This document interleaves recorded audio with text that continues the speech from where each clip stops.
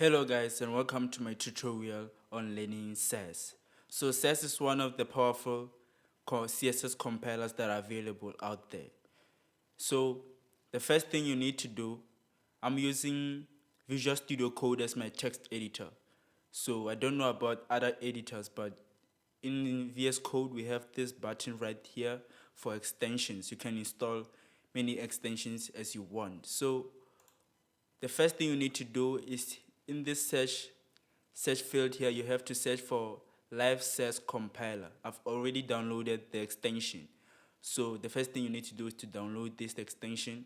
So as you can see, I've already downloaded and installed this extension. So that's the first thing you need to do. Then inside your HTML file, you have to link the the CSS file instead of the SASS file. So the reason for this, I will show you. Let me first show you what's going to happen after you download and install that extension. When you install this extension, what happens is you will have a button down here that says Watch SASS. So once you press this button, actually before that, you have to create a file. I've created a file and called that file style.scss. The extension for SASS is SCSS. So you can name this anything you want. So the name you name the name that you use to name this file is the name you should use here. As you can see, I've linked my HTML file to style.css, and this one is called style.scss. So if you decide to name this differently, like something like navbar or index.scss, you have to replace this name here with the name that you named this file. So let's say you name this file index.scss. Here you have to say index.css. So like I said, the reason I do not reference this file here, I'm referencing the extension CSS, and that's because when you press when you press this button, a new file will be created, and the name of the file that will be created will be taken from the name of the file you've named this as CSS file. So our file, the name we've named this file style.css. So once I press this button, a new file will be created called style.css. That's why I've referenced this one. Have referenced it here. So once I press this button, a new file will be created. Let me show you. So when I press this, as you can see, a new file has been created called style.css. And this style is taken from the name that I've named this as CSS file. That's why I've referenced the style.css here, because the SASS is not actually supported in browsers. Many browsers do not support the SCSS files. That's why you have to use this extension so that it creates a CSS file so that we can use it in our HTML so that browser can recognize, because browsers only understand CSS extension for now. So that's why we have to install that extension there. So the first thing you need to do, let's say for example, let me create h1 inside this HTML file, and let's say hello there. We say hello there. Let me open this in the browser. I want to show you something. So it's going to open in the browser, as you can see, and it says hello there. That's what we've written here, hello there. So now we can go to our SCSS file. We can do anything that you actually do in your CSS files. So we can do h1 and add some color of red, and you save this. And when I go back to, as you can see here, it says success, and here is watching our SASS file, so that it takes everything we write in here and it takes it into this CSS file. So let me show you this in the browser. As you can see, our red color is being added to our text. So everything we write in this SASS file or SCSS file will take this extension will take everything in here and we to put it inside this file. So let me go into inside this file. As you can see here, we have everything that we have here. As you can see, H1 color red. Inside the style of the CSS, we have H1 with the color of red. So that's why we have to install that extension there. So I want to show you one of the things you can do here. Another thing is, let's say for example, let me remove this. Let me add a div with a class of nav or nav. Let's say H1 that says hello H1, then a paragraph that says hello paragraph. When I save this and I open this in a browser, we get that. So let me try to remove that color there. So we go inside here. Let's remove this color so that we can see. Now we get that. So now let's say for example we've added a class of nav. So usually what we do inside CSS, we say nav, then what we want to reference inside this nav. So we have a div with a class of nav. Then inside this, we have a paragraph and a heading tag. So in order to do this inside CSS files, we usually do this. We say we reference the div, then everything that's inside the div. For example, we can say color like we did before and say red, and it's going to do the exact same thing. As you can see, we get a red color there. So SASS provides an easy way to do this. You can say nav. Only once you can say nav, then you can do this inside here. Instead of doing color, you can actually do this. You can say, you can write everything that's inside this nav.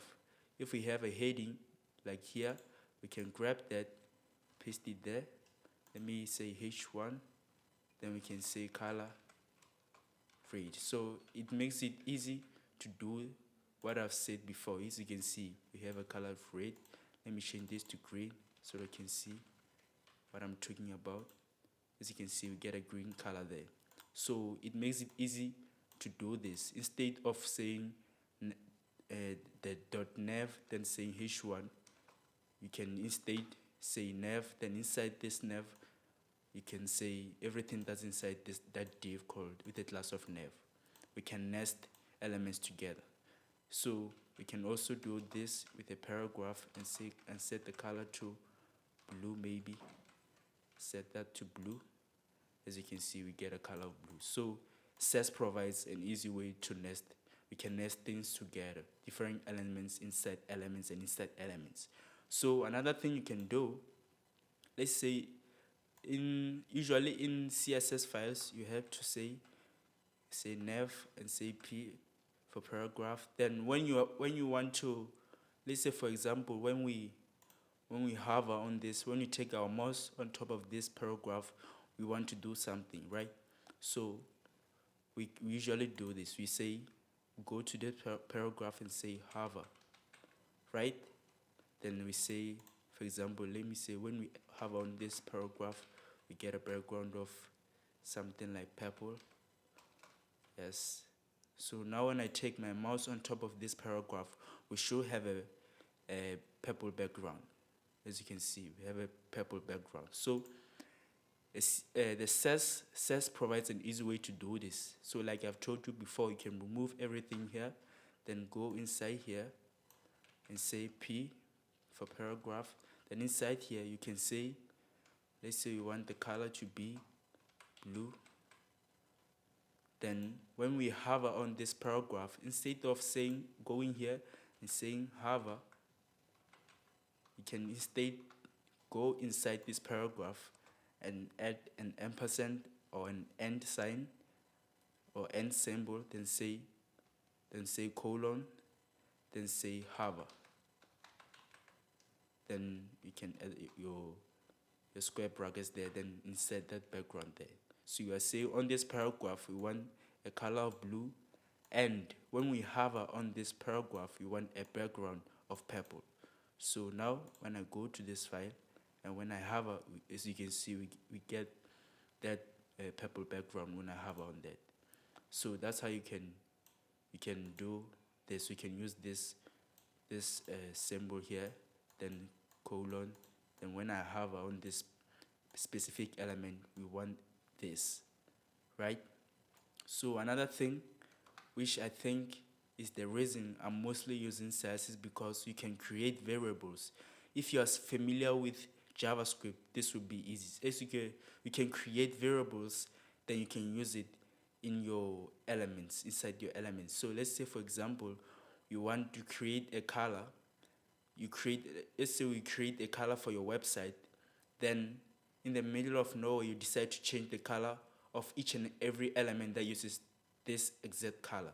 So usually what you do, you will have to copy, have to change the color to the one you want, then you have to change each and every element that used that color to this new color. So let's say, for example, we have a nav, then a paragraph with a color of red, then we have a H1 with a color of red as well. So let's say, for example, your website looks like this, right? Every element has a color of red. So if you decide to change your mind to change the color of your elements to something like that, now we have a different color on the paragraph, then each and every element has to have this exact color, because you have to be consistent, right? So you have to copy this and copy it here so that you can have the same color. So SASS provides an easy way to do this. You can create a variable up here, and to do that you have to add a $sign. This tells the SASS you want to create a variable, a $sign, then the name of your variable. In our case, you'll say color. Then we have to add colon here. After the colon, we say, then maybe we want a color of red for our website. Then instead of saying the exact color here, you can change this to red, the variable up there. You say $sign, then the name of your variable. Sorry, you have to say the name of your variable here. So you say, you check everything you did here, a variable that you created, you add it here. So you can do the same here. You can add that variable here. So now, as you can see, we have this red color there. So let's say decide to change your mind. You decide to change the color for each and every element that uses this color. You change it to something like greenish like that. Then you have to do this once.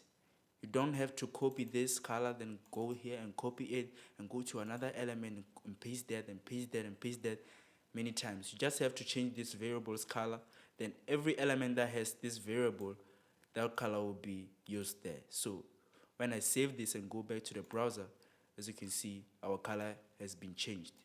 So I can change this again. You can change this many times as you want to something you like.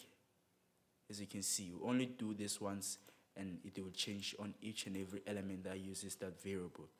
So that's how you can create and use variables. So we can also create functions. So let's say, for example, we want on this nav bar, on this nav class, we want to center everything. We have to display flags, justify content to the center, and align items to the center.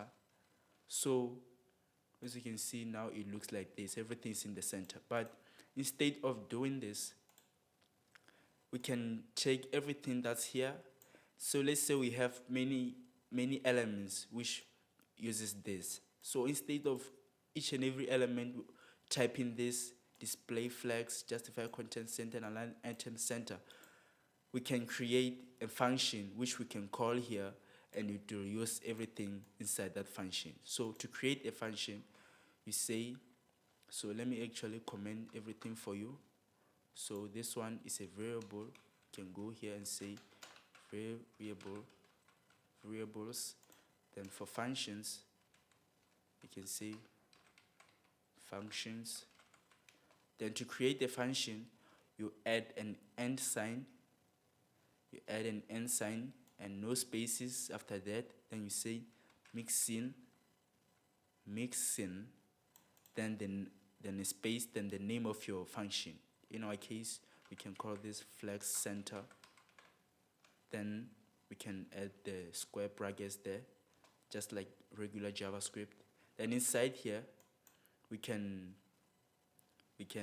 take everything here, cut that, and paste it here.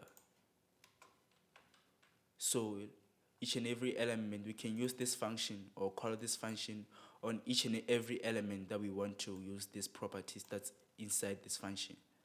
So we can go here to call that function. We have to say end, this end sign, no spaces after that. Then you say include, then space, then the name of your function. In our case, is flex center. That's how you call your function. And don't forget to use this semicolon so that you avoid everything from breaking. So we can save that. So when I go back to the browser, as you can see, it's still the same. Everything's aligned to the center. So I can actually go here. If you don't see this clearly, I can go here and change the background to blue. So each and every element that uses this function, we have a background of blue, align item center, justify content center, and a display flex. So now, as you can see, we get that blue background there. So that's how you can create and use functions in SASS.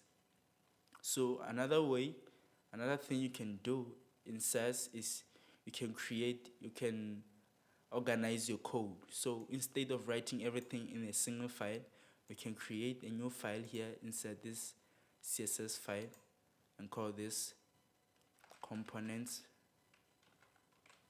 maybe components. Then inside here, you can create a file. So before this, let me actually go here and remove everything here. Then let's say, for example, we have a navigation bar. Inside here, we have our link text.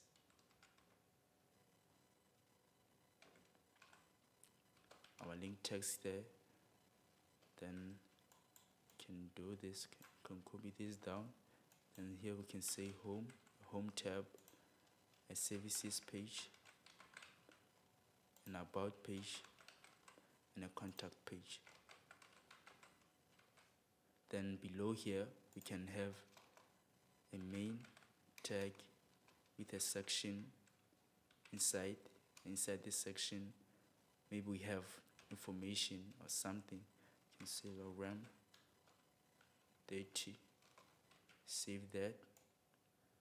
Have that text there. Then below this, we can have a footer for our website that has a paragraph and says copyright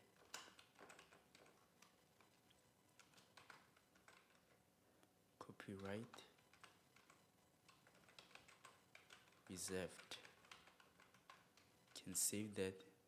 So now we have this. We have our a navigation bar, our main section, then a footer there.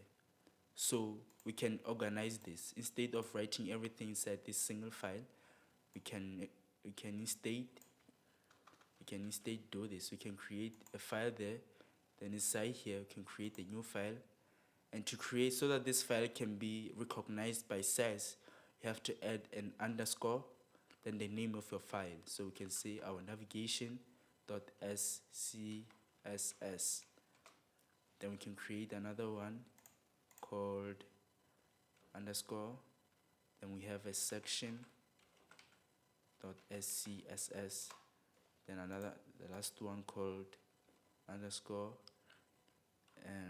footer.scss. So we can go to the nav and say for the navigation we want the nav.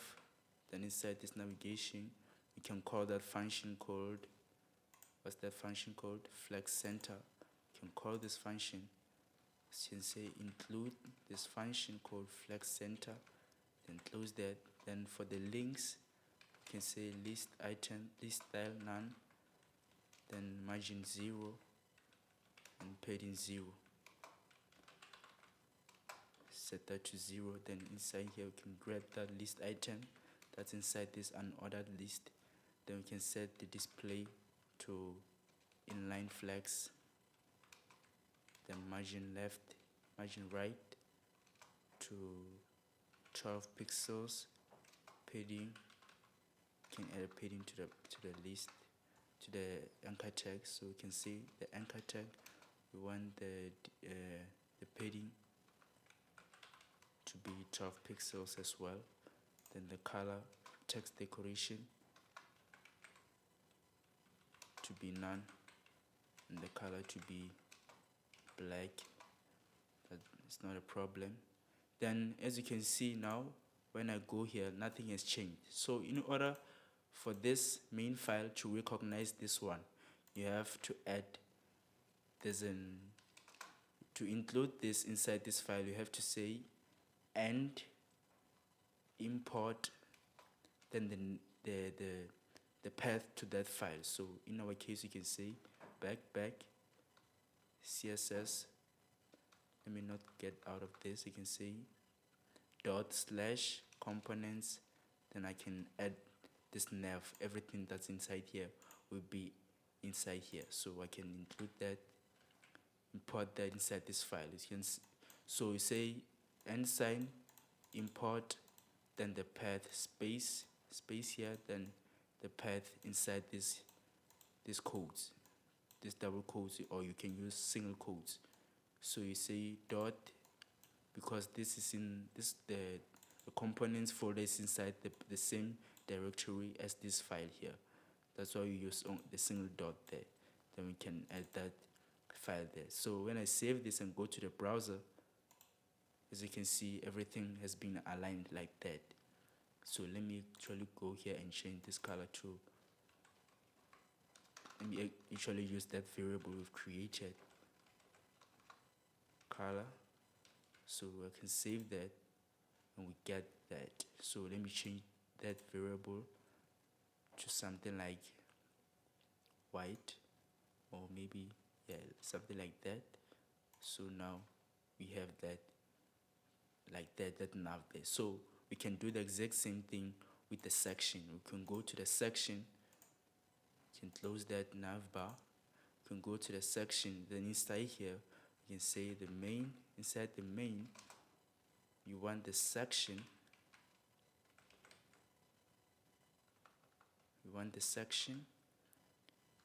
then inside this section we want to flex center.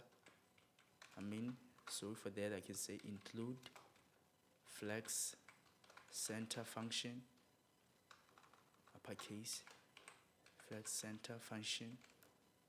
Then I can say margin top to be 10%, then the background to be something like that. So now, as you can see, nothing has changed. It's still here. So like I said, you have to add this specific line here. So I can grab that and go below here and copy that. Then instead of nav, I can say section. You have to import this file inside this style.css file without style.scss file without the underscore here. So now, as you can see, what we wrote inside that section folder is now here. So we can do the same with the footer here.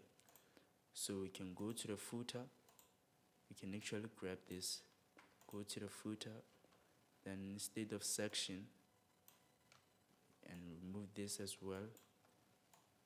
So here we can say footer, then we can do that. Then for the paragraph, we want the color to be something like that. Let's change this to something like that. So I don't know what is going on here because we get this underline. So let's figure out where the problem was. Oh, here. So we get that. So like I said, you have to go in here and reference that file. So I can say footer. And you do not, as you can see, I do not use the underscore like I used here. underscore footer. I do not say underscore footer here. I only say the name of the file without the extension. You can also use the extension if you want. So now we get this. As you can see, everything it looks nice. So I can go here,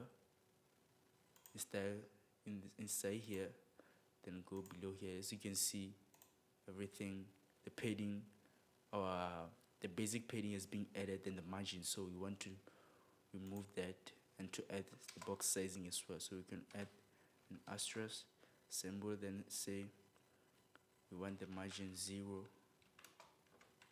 and the padding 0, then box sizing to border box, so that everything is nice. As you can see, everything looks nice now. So that's how you can create specific folders which you can include inside here, so that you can split your code in different files, into different files. So that's how you can do that. So I think we're done. Let me check if there's something I'm leaving out here, but I think that's more like it. So I think that's it. You can nest things, you can create functions, you can create variables, you can split your code into separate files. Yeah. So that's SASS for you. And thanks for watching, guys. Like and subscribe to my channel. See you then.